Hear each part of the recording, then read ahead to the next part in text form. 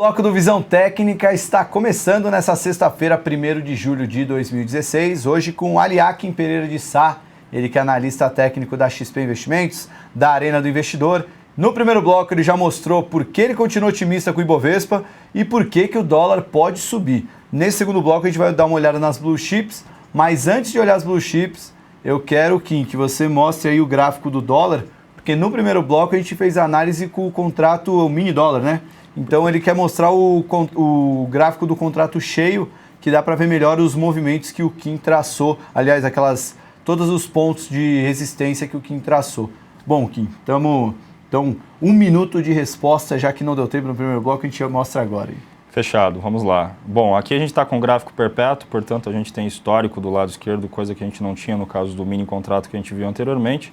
E os últimos movimentos que a gente teve de queda mais agudo deixou o preço distante da média rápida que eu utilizo, e sempre que ele voltou nessa média rápida a gente percebe que ele tem dado uma boa oportunidade de venda. Então, se comparado aos pontos anteriores, né, a gente observa o preço distante dessa média móvel, e os 3.400 que eu mencionei no primeiro bloco é exatamente onde a gente tem essa média rápida, que foi aos últimos pontos que a gente bateu e voltou a cair, bateu e voltou a cair. E é impressionante, sabe, Salomão, porque acaba que deixa a arte da análise técnica até um pouco mais fácil, entre aspas, se é que a gente pode usar essa expressão, né? Olhando para esse gráfico diário. Está distante? Então, no diário tem esse espaço. Claro que no intraday tem que vencer lá aqueles pontos que a gente mencionou anteriormente, tá? Legal. Bom, então vamos partir agora para as blue chips. Eu ia até pedir exatamente isso, começar com a Petrobras. Olha, na minha concepção, semana que vem, a gente vai começar o especial Setores da Bolsa, e a gente gravou, vão ser 9 vídeos ao todo, tá lá na página do Onde Investir 2016 da Infomoney, que inclusive está a nova carteira da Infomoney, inclusive tem uma série de entrevistas, tá bem bacana para o investidor já começar esse novo semestre voando na Bolsa. E a gente gravou o vídeo setorial. Eu sei que análise fundamentalista e gráfica não precisa casar aqui no Visão Técnica, mas eu comecei a olhar a Petrobras com bons olhos depois do vídeo setorial que a gente fez sobre petróleo e gás, que vai entrar ao ar na semana que vem. E o gráfico de hoje mostrou um certo zigue-zague positivo, coisa que a gente não via há um tempinho. Você está começando a ficar otimista também com Petrobras ou só eu que estou ficando maluco? Sim, nós na Arena do Investidor lá, tanto eu quanto o Danilo, a Alisson e Clebão, a gente acompanha os diversos papéis, e com certeza a Petro, que ainda é, né, o centro das atenções, Petro, Vale, para se operar no day trade, as operações mais de curto prazo com uma liquidez tremenda. Então, é o nosso praticamente principal foco, onde a maior parte dos 1.600, 2.000 alunos que passam lá diariamente em média pelas salas da Arena, perguntam. Sobretudo também reforço aí o convite para quem é cliente XP, acessar lá a Arena do Investidor. Lá a gente faz esses mesmos comentários, essas mesmas análises de dólar, de índice, das ações também. Hoje, por exemplo, o Danilo pegou aí quase 50 pontos de gain no dólar, pegando um movimento muito bonito, o Alisson também. Só não tem um cara chato do lado perguntando, né? Do resto vocês fazem tudo igual. Nos papéis a gente também conseguiu se posicionar muito bem em CSN, que foi hoje um dos principais destaques do dia. Um papel que a gente acompanhava também há alguns dias, como a gente tem acompanhado a Petro.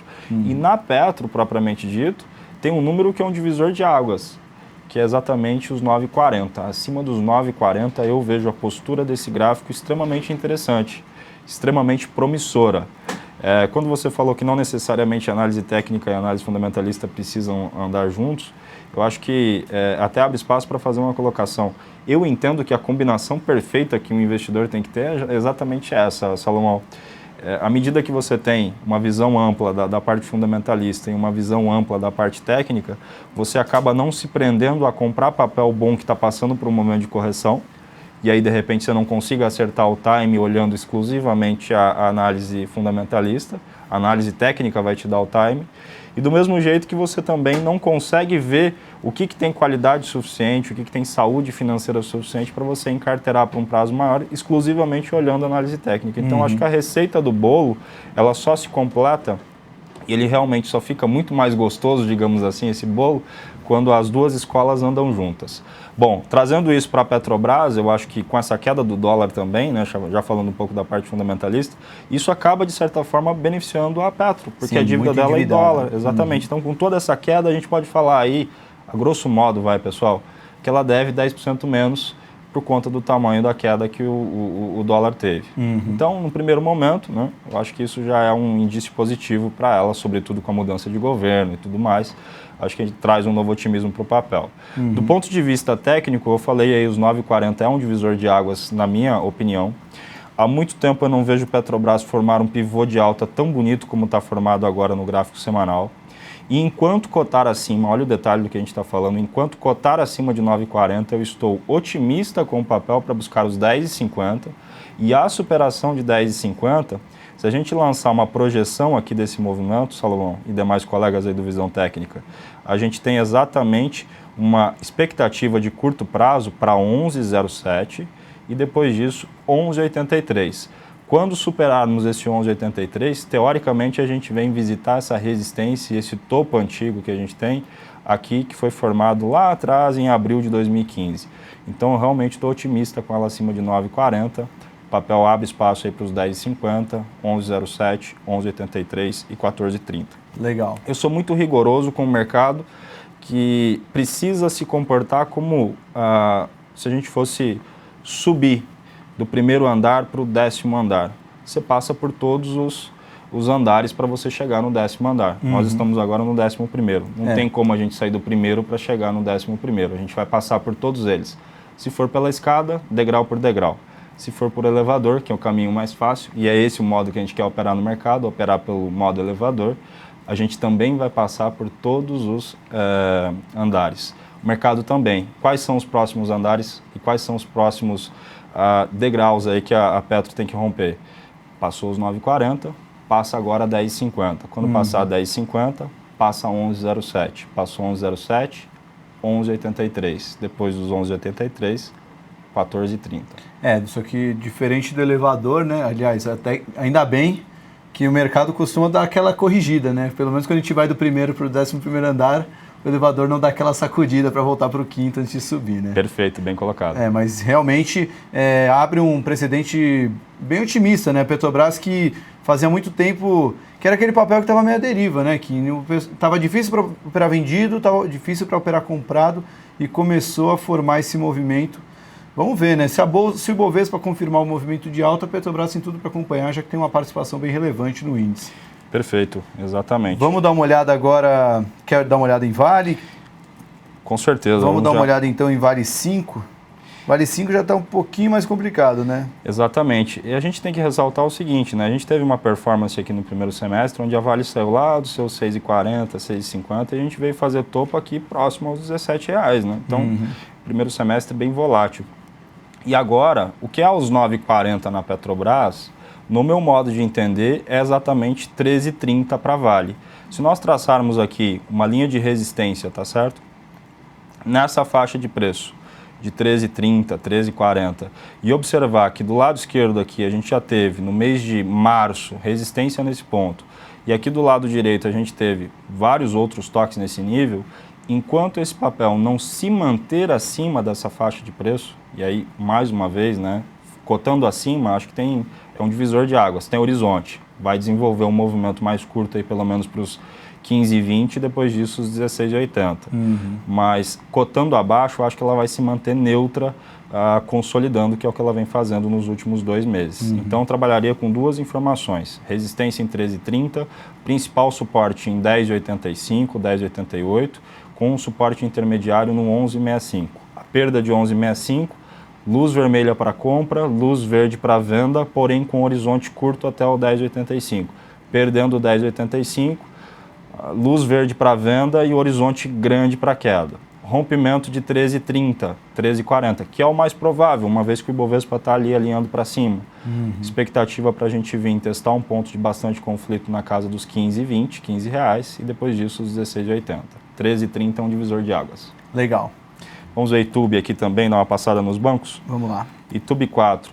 Um pouco mais atrasado, na minha opinião, acho que no sentido de configuração, demorou um pouco mais para configurar algo positivo do ponto de vista da análise técnica, mas eu continuo achando que bancos ainda é uma boa opção de investimento, sobretudo evitar Banco do Brasil, né, que eu acho que as questões do governo acabam sendo um pouquinho mais complicadas, até aquela possibilidade, o boato também com a questão da fusão com a Caixa e tudo mais, né, que gera um pouquinho mais de estresse para o mercado. Acho que é bom evitar no primeiro momento o Banco do Brasil, mas até Banco do Brasil a gente falou lá na Arena do Investidor essa semana sobre a possibilidade de um repique. Esse repique veio. Até eu queria, depois que você fizer a análise digital e Bradesco, a gente desse só uma passada rápida no gráfico de Banco do Brasil, que está um movimento bem esticado, tentando fazer um fundo duplo, né? Exatamente. O que acontece? Olha a YouTube aqui, vinha numa tendência de baixa, normal, trabalhando em topos e fundos descendentes. Chegamos até a romper o fundo anterior. A gente pode observar que isso aconteceu exatamente no dia 27, né? No dia 27 aí de junho. Logo depois voltamos a se recuperar e conseguimos romper a principal resistência de curto prazo aqui nos 30,10. Acima desses 30,10 eu acho que YouTube desenvolve, olha só o detalhe, um repique que pode se estender um pouco mais para os 30,80. A gente rompeu isso hoje e ficando acima dos 30,80 de hoje para as próximas sessões, os próximos pregões, a gente teoricamente tem espaço aberto para R$ 33,00. Como é um movimento bastante significativo, eu acho que ele estica um pouco mais e depois ele realiza. Após a realização, ele vai criar uma condição mais clara de compra. Ficaria atento em qualquer pullback agora em YouTube para estar montando uma futura estratégia de compra. Legal. Passando para a BBAS, o que a gente tem, mudar aqui para o gráfico diário, o que a gente tem é um gráfico com menos inclinação para cima e já testando um ponto de resistência significativo, né? Aqui a gente tem até já um tempinho para gastar, falar até um pouco sobre aula de análise técnica, né? Que além de eu ter a média lenta, que é a média laranja, a gente tem o que nós chamamos de bipolaridade no mercado, um antigo ponto de suporte aqui na frente virando resistência. Então, a superação de 17,50 dá um horizonte mais longo de repique. Esse repique, teoricamente, precisa de fechamento com volume acima de 17,50. A região é uma região para se ficar atento, tá, Salomão? A gente acumula uma variação boa dos 15,60, 15,50 até aqui, a gente tem uma movimentação bem significativa.